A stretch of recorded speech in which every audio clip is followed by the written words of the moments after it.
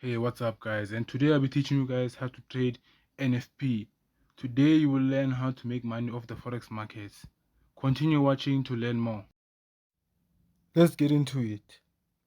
I'm sure you guys are now asking yourself, what is NFP? NFP is non-farm payroll. This is a measurement that is used to measure the strength of the US dollar compared to the other currencies. Now I'm going to show you how NFP works and what you can do with NFP. First of all, NFP is a great way to make money, but it's very dangerous too because the markets are very volatile and the spreads are really high. And because of this, there's a danger because there are many different brokers that are not regulated, that are unsafe, that are gonna damage your account, that are gonna blow your account because of unregulated charts. I'm sure you're now asking yourself where you can get this news. For one, you can use Forex Factory. The second would be Trade Days. Then the third would be Bloomberg or another channel like that, which is I think is CBNC, something along those lines. These ones are gonna show you the official reports, like the forecast and how much it actually was. But the best one to watch for me is Bloomberg, because in Bloomberg they go deeper into it and they explain every single thing. They explain how the NFP would be affected by other aspects in the forex market, like the oil, the employment rate, and like tech businesses like Tesla and iPhone.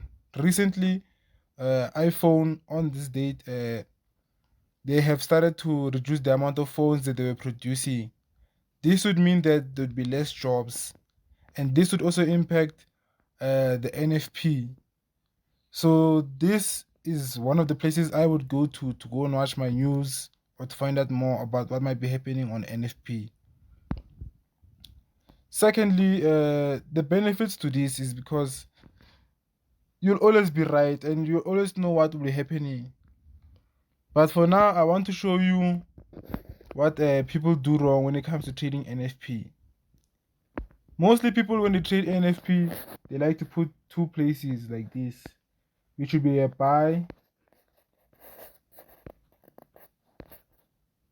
and a sell, or a sell stop, or a buy limit and a sell limit.